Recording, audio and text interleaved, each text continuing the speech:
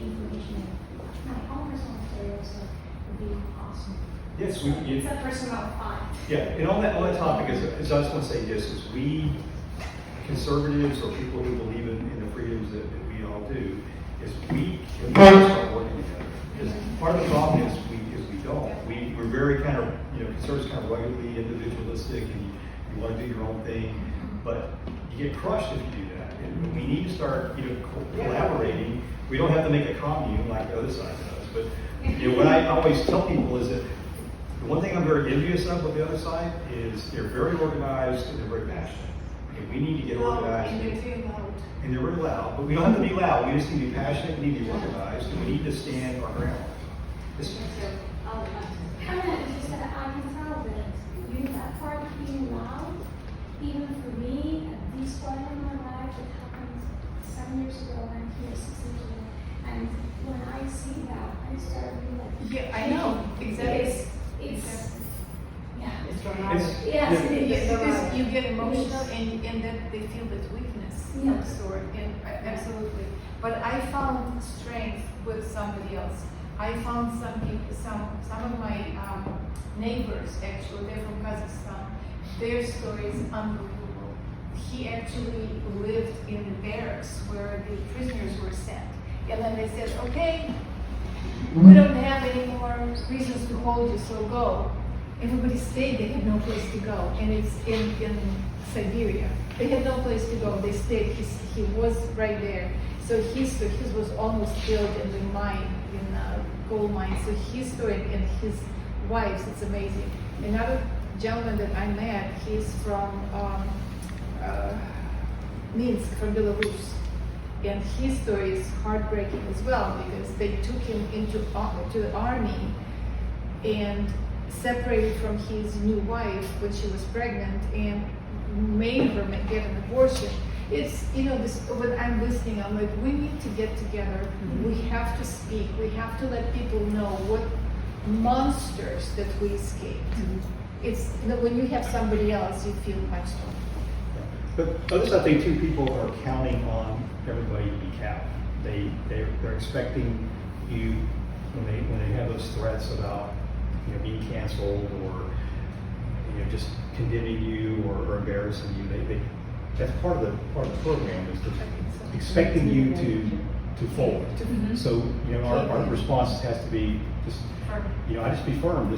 I'll be respectful, but I'll be firm. I want to stand my ground. Yeah. Yes, yeah. So it was perfect that you were talking about bringing us together, because for the first year she was our guest speaker.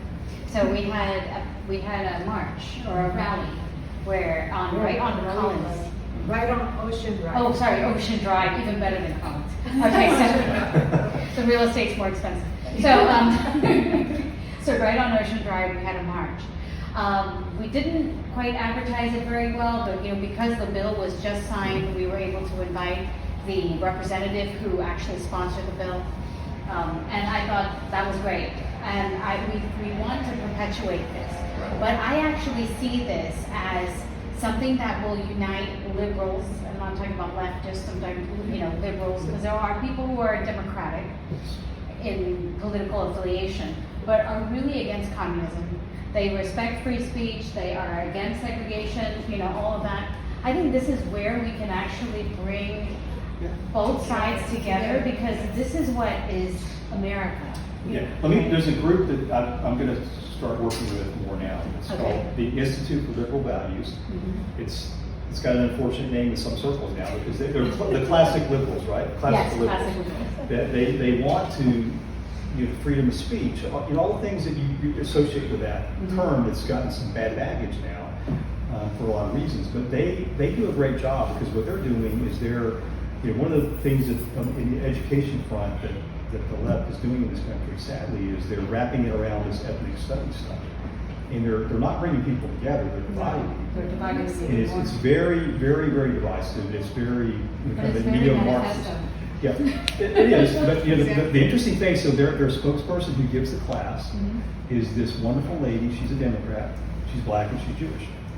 And nobody argues with her. She's got an answer for everything, because she's done her research. She knows the topic. She's a PhD, just a brilliant lady, and we had a great time. Just she gave a talk at we hosted a teacher seminar. We train teachers how to teach about communism. So we already had a full schedule, but I was so interested in her story in the group, I said, come talk to her at lunch. We'll do a working lunch that day. So she came in and gave where us. is she from? Florida? She's from Florida? No, she lives in Maryland. The group it's kind of a relatively new foundation, this institute. But I think what I want to do with them is to do kind of like this three-legged stool where we talk about communism, we have witnesses talk, and then we have that group talk about this is what's going on in the education system. Neo-Marxists and the guys, the teachers are actually saying we're Marxists. They're talking about it. They got the fist up, the black and the red, just like you see in Nicaragua and other places. Or the Black Che Lives Guevara. Matter. Che Guevara, exactly. Black All Lives that Matter, stuff. same. All that Black stuff. Lives So Matter. that's what they're putting up in their classrooms, and that's what she's calling out. She's saying this stuff is poison, and again, it's going to lead someplace you don't. All of us who've lived it or seen it, nobody wants to go to that. They think they do until it starts. And I always tell them, and this is one thing I lead people all the time when I'm talking about this, is everybody. I even had college students say this because it's so stupid. It's humorous almost. Well, I don't worry about cancel culture because I'm part of the cancelers. And I always tell them, I said, well, yeah, let me tell you about another group who were part of the cancelers and what happened in them. 1934, 17-party Congress, the top 2,000 Communist Party leaders in the Soviet Union. That year, 50% of those were executed by Stalin. The top 140, the guys at the very top, 70% of those guys were executed. They were Marxists rather than Stalinists. Well, they were competition. They were competition. They were competition. But they had been with the team the whole way through, but And they we were have a seen as story a to tell threat. in this country right now, that Yeah. President Trump, the same thing Very happened in historical. Cuba. The same thing happened in Cuba. All the people that were Fidel, they disappeared. Disappeared, yeah. Yeah, it happened. And Fidel went to the Nicaragua- United Nations and said that he was not a communist, and that's on tape. Yeah, a lot of people say that. That's on tape. No, he's not. Yes, I have a sir. question. So now that you know that you helped us with the pushing the bill here and with the museum, is that possible to do it in other states? Yeah, so I Or we actually, can do like a lobby. And we're do it- doing that across, our government relations director, I've given her the task of winning 5 more states. So we're targeting Virginia, Georgia, Texas, Arizona, and I'm from Georgia. good. All right, so Born and raised in Georgia. oh yeah, I got somebody we're gonna put you in contact with. So we're There we gonna, okay, but that's what we're working. So I had a conversation Friday before I came down here with the Virginia Secretary of Education, talking about what's going on in Florida and how we need to bring that back to where I live in Virginia. I think you have to wait for. I think you have a next- good chance in Virginia We though, do.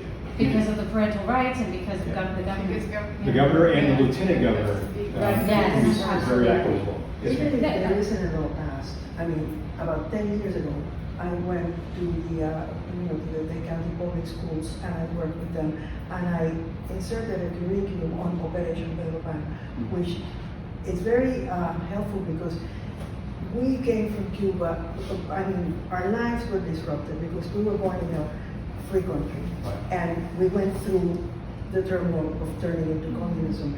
And so it teaches all the changes, how it happens, and how it's happening here. Yes. And so I have that in the Lake County curriculum, even before the law.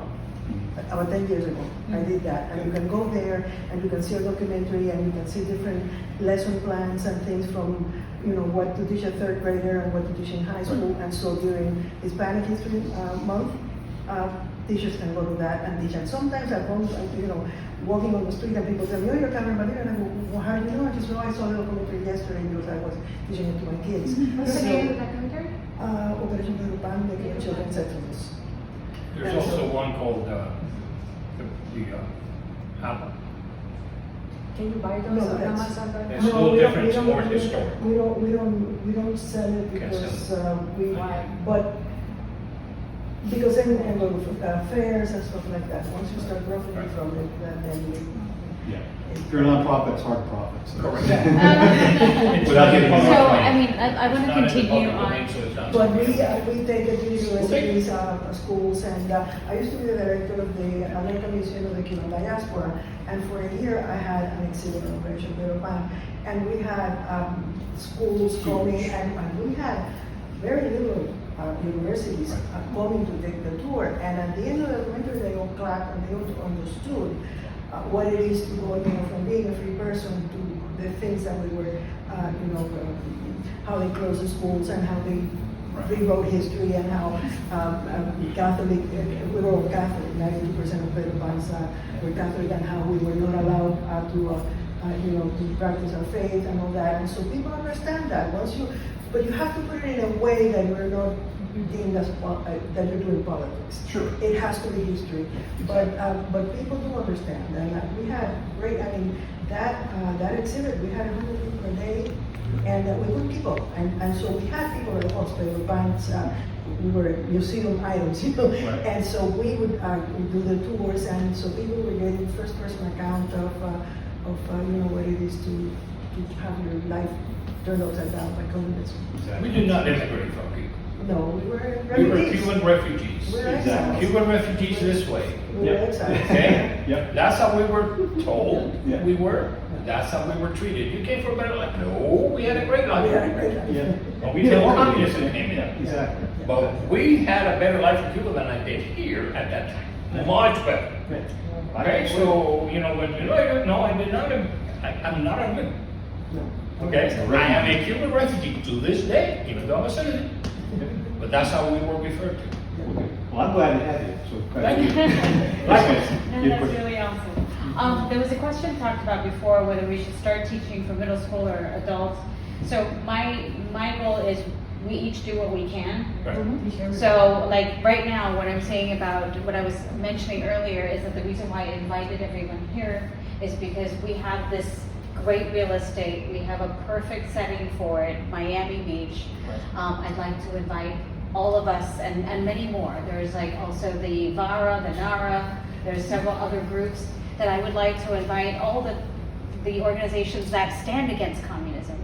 And then like having your topic and your guidelines and your contribution resources, I think we can make our event like the ultra of communism, Like instead of a music festival, we're doing anti-communism Our rally- talks. Our rally is November 4th, Yeah. Saturday, 3 to 5, Mhm. 13 and Ocean Drive. Yes.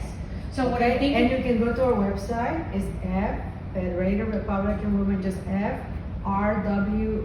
rwomb.org, and it's posted there. Would So- you communicate this to the So what I'm email? also thinking of is this, I think that like maybe we can all send a representative to have like maybe a meeting so we can set this up. And then whatever resources that we need, we can maybe tap into, Sure. the organization. We'd also like to invite whoever would like to come if, We'll give you if- exposure, we'll give exposure to everybody fighting for freedom Yes. and individual rights. Yep. I'm always. Like, we wanna I'm get it always- far and wide. Yeah, I'm always teaching and preaching because, this has been going on for more than 100 years, this Yeah. fight. And it's a fight between collectivism and individualism. Exactly. And I always said, collectivism, communism, fascism, social, all of those isms are collectivism. Mhm. Whenever you put the group in front of the individual, genocide happened, mass murder happened, because your life as an individual become worthless, and you get easily eliminated, and 200 million people have been killed in the name of the common good. Yeah. Right. Yep. So I think that's the next step that I'm seeing. I don't know if you see anything else after experiencing Miami, but I Yeah. think that like we can collaborate, co-sponsor and co-host an event together where we're creating hundreds of people. Because last time we had like 30, I think max. Well, and it we wasn't had really. had like 300 people RSVP. No, but that's because It was it a was. rally, it was a rally. President Trump showed up in town, that's all. That's right. It was, That was done. Yeah. No, I left. he's guilty. I went He was to supposed to rally. be Is he a there. traitor? He's a traitor. No, but the reason that I went is because Trump was the one that got me out of prison. Well, in no, Nicaragua. you owe So, it, yeah, you know, exactly. Yeah, exactly. That makes sense. And we were supporting Marco Rubio, our No, in previous senator. November. Sure. I did my part, I We voiced should have an alternative place to give your range. So can I? Well, I mean, that's what we want to get together and talk about, because I want everyone to contribute to this, especially when you have this fantastic story. You know what I mean? How can we present this to people so that it's digestible? Right. Well, Because you- sometimes we talk to people and it's just like bam, bam, bam, right? Yeah. Well, one of the things you can ask always to shut them down is, tell me what country communism works. Oh, yeah. No, I mean, that's, you know, it's But a. that's a lead in, that's a Yeah. lead in. Mhm. I'll wait for your answer. You can't answer it, you don't have a country? Well, let me tell you why it doesn't work. Then let them have it and rip them a new one. You see, and that's when you have to be a little bit assertive. You do? Because they're going to do everything they can, as they do now, to intimidate. Mhm. Yeah. I don't let anybody intimidate.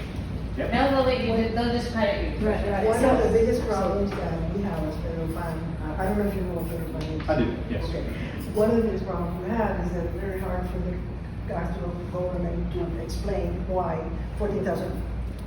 28,000 parents were able to part with their 14,000 children. Right. And so they're constantly after us and trying to change the story and getting people from all kinds of universities and they're academics, so they wrote a book and they write a book that, you know, the CIA kidnapped us and we were all raped and, you know, all these things. So lies. they're always having to fight against this. But the more that they do it, the more energy that we get in order to fight it, because I mean, you're messing with your parents. Yeah. Don't do that. And so we're always, you know, that's why we're so militant in telling our story, because Castro is always, we do one book, they do another one. We do a documentary, they do two. You know, and they have more, I mean, they have departments. We cannot keep up with Wikipedia because we fix it, and immediately we haven't finished, they have someone changing Oh, I know, it. we because have the same problem. They have people in Cuba who's doing Oh, seriously? Yeah. We are volunteers. And we volunteers, and they We have no staff. They have staff, you know, all kinds of people doing this, but, and they have their own museums and all that, so, No, I think that makes sense. What I was going to offer is, so we have a lot of resources on our website. They're free. You take and use whatever you want to. Just so you don't have to ask. Just it's available. Go there, take it, and just credit us to it. That's all we ask in return. But I want this stuff to get out there because we don't need to get paid for it. What we want to get paid for is, if we have to travel to do something like that, or there's other things that we will need money. We're a nonprofit. We're always looking for donations. So Right. I spent a good part of my day talking to donors and every day. But I mean, so I we, think if you could, maybe organize some time to come, I'm sure we can I would love raise to- some money yeah, we would at love the to do event that. as well. And we would, again, we can, whatever you need, we will send down here. I was supposed to be bringing a Some box of material. stuff, but FedEx let me down again. So But FedEx always does that. Yeah. But I think this was like a perfect, event because we're all on the same page.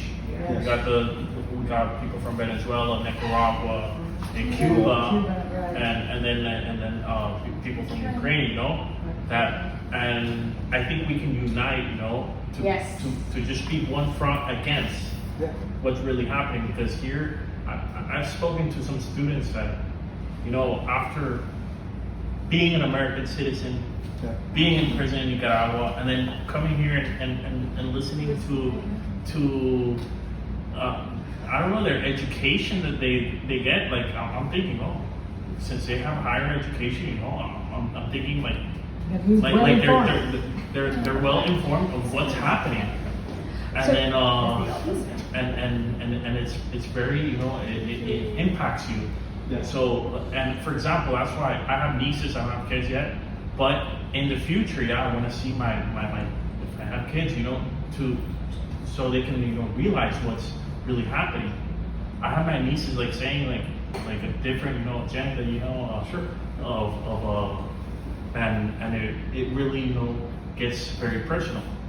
So I think this is a good thing that we can do, and we're going to be working together, and Let's do it. Yeah. Do you Let's make it have, happen. do you have the documentary online? No, I haven't, No. but if you wanna show it, I will bring it. So I want to ask your We need to put it professional online opinion. so that we can share. We're Problem looking is at the Cuban like government The Cuban will government- stop. capitalism, democracy, Pieces, republic, where we No, Cuba, were yeah, they have access to the 245 internet. years ago. You think they would To respect it? today? How close are we to But communism, can 0 to 10? privately. Privately, yes, not Like shared. 0 We would being display. America and 10 being, you know, Venezuela. Yeah, good.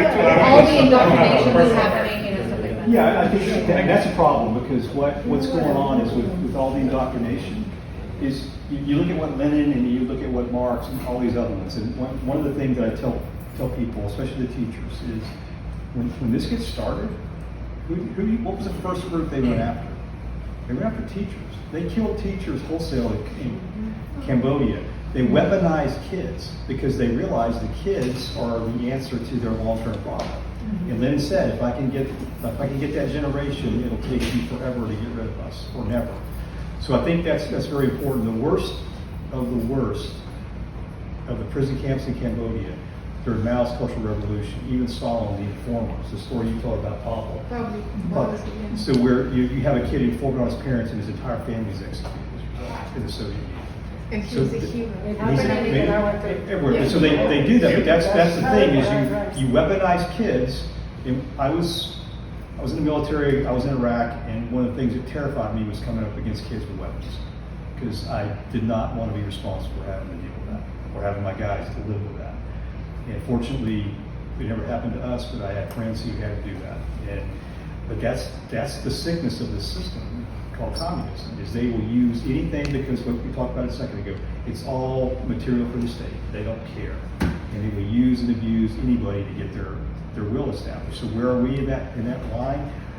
I don't think we're probably as far along as some of us think. I think probably like a 3, maybe 4. And what worries me is the education system.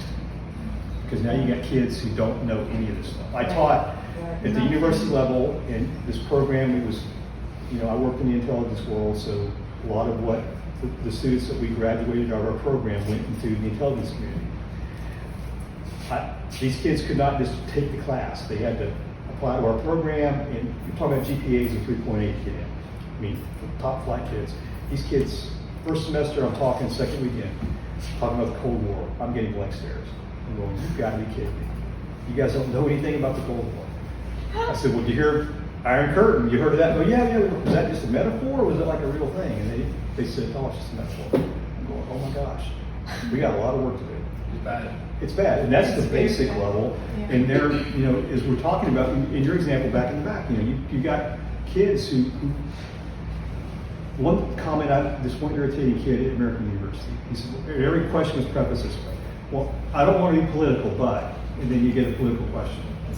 And the bottom line was this, I finally left them with this closing comment. I said, look, I've lived, worked, and fought in about 65 different countries around the world. You guys have no idea the blessing you have by virtue of being born in this country. I said, you have won life's lottery. Whether you realize it or want to acknowledge that or not. And they say, well, I don't have opportunity. You do. And you want to invest in something? Travel. Invest in some perspective.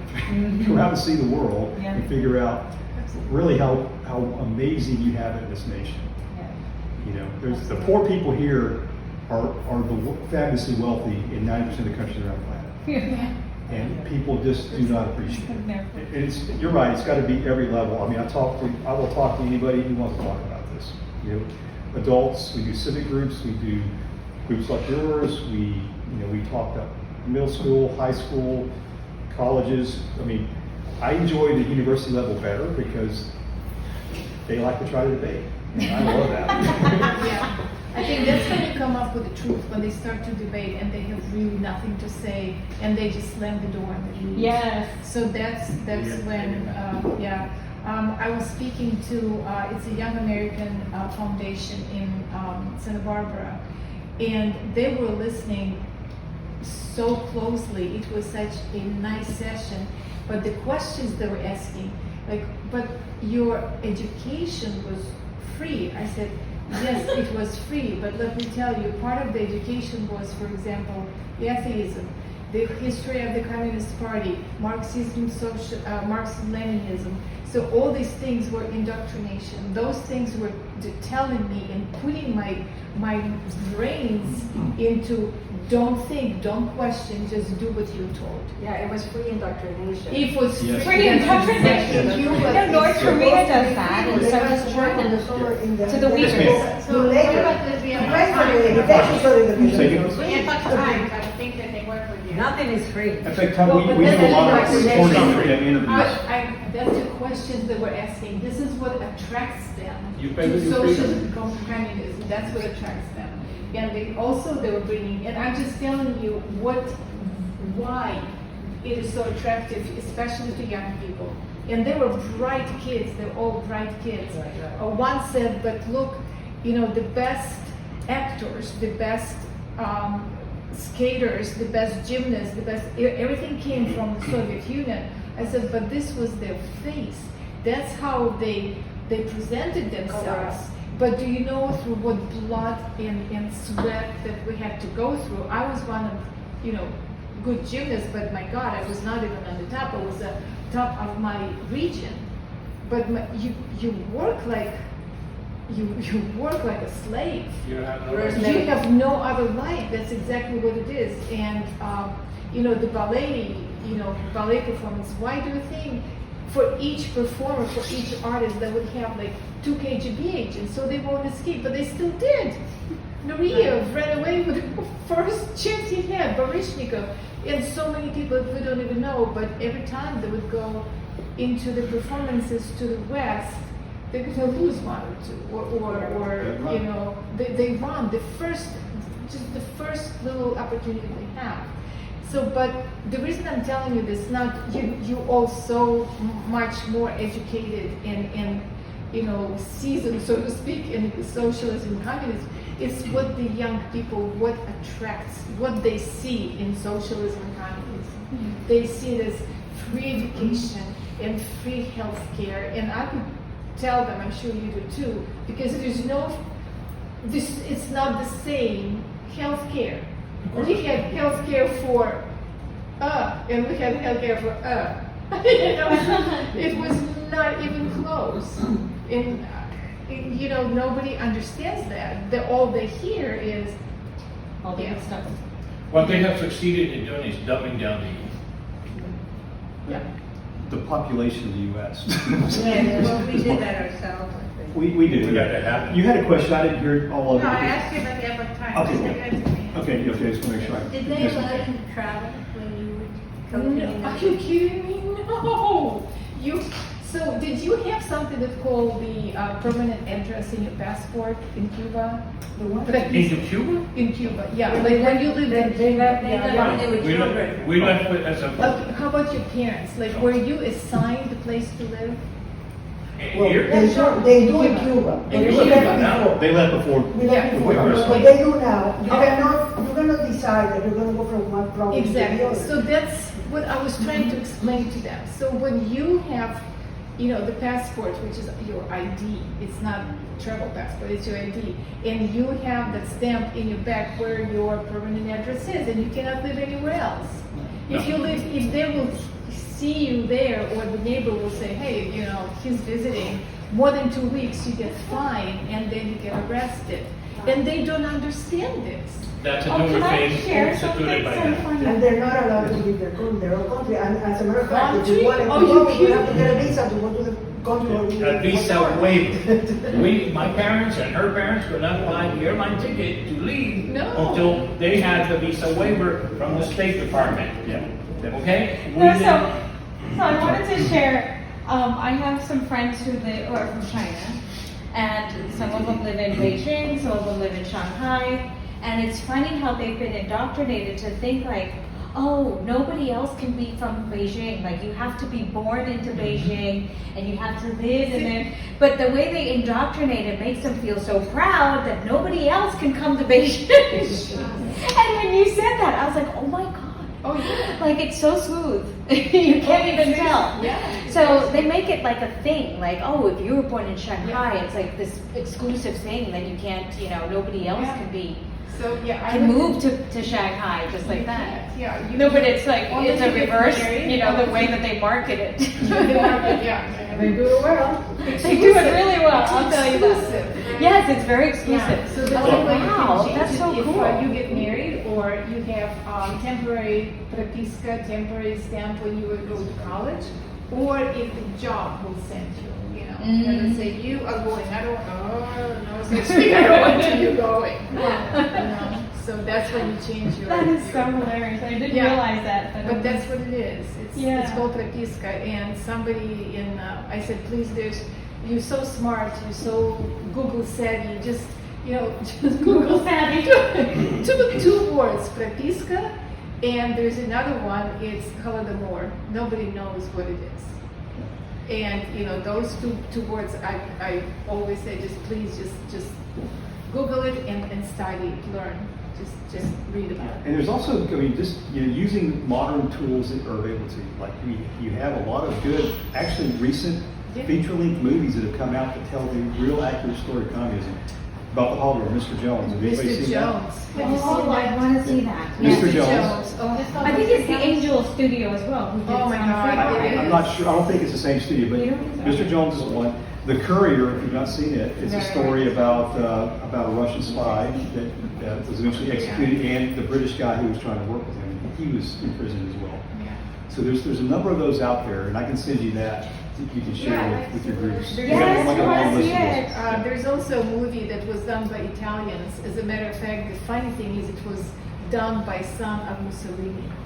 Because he didn't realize what he was doing. That's the funny end. But it's called We the Living. I don't know if you read What is it the book. called? We the Living. We the living. We the Living by Ayn Rand.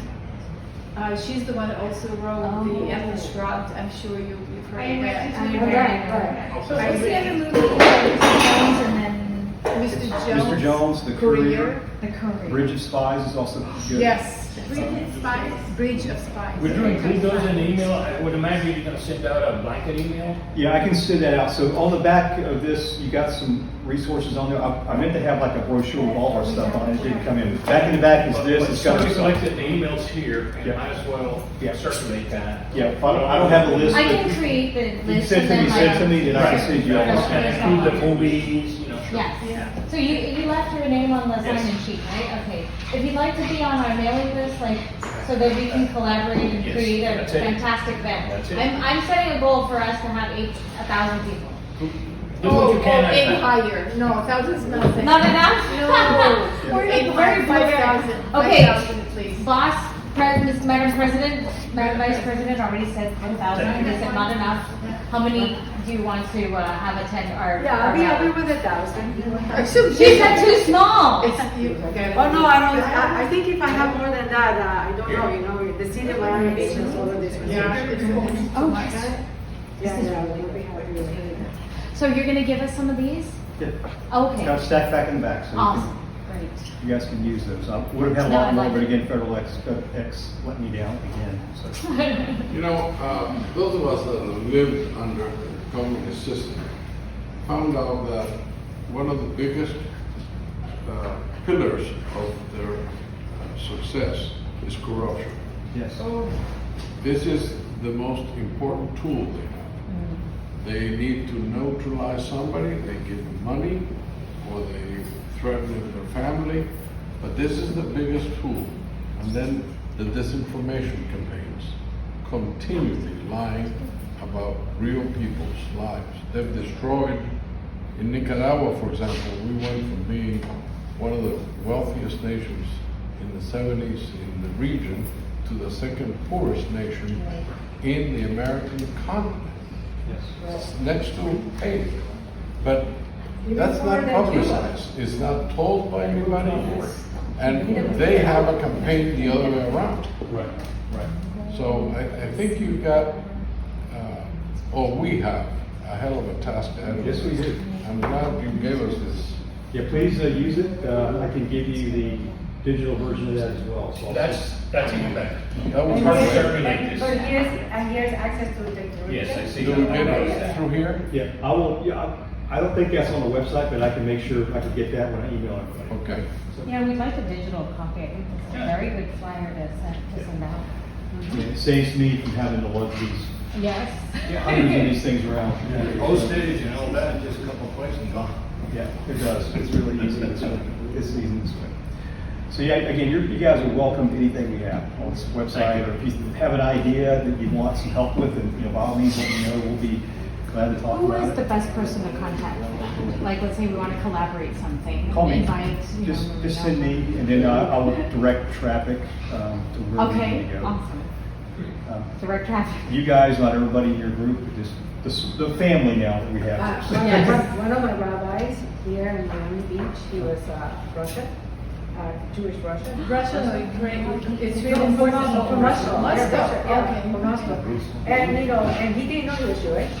He didn't know He didn't know because you were not allowed to practice any religion. Well, And I did not practice religion, And- but I knew I was Jewish because it He was my didn't know he was passport. Jewish. He didn't know he was Jewish because he was raised atheist. Because Well, he of was, course. yeah, he was an atheist. And he didn't know he was Jewish until he was graduating from high school. And he had to go meet with his counselor, right, to where he was going to apply. And of course, he was the number one in his class, and he wanted to apply to like the Harvard of Russia. Yeah. And the teacher said, no, you cannot go there. And he says, why? And the guy told him, because you're Jewish. Of course, no. But he didn't know he was Jewish. Wait, Inez, don't we have a rabbi's another place where they could fit 1,600 people? Yes, at the Temple of Mando. Oh. Temple of Mando, right here. Maybe we could do 17. something. Yeah, maybe. So Oh, anyway. I was gonna say- So I want to tell you about this rabbi. He became the first Russian rabbi in the United States. Because what happened, of course, like in Russia, right? You could never speak against the government. So he couldn't go to the university he wanted. He had to go to his second choice. And then when he gets to the university, he starts seeing the injustice, and he starts speaking up. So then the family is telling him, you better say it, you better, exactly, because we're all going to lose our job, we're not going to have food, this and that. And then eventually he ends up in jail. When he was in college, they threw him in jail.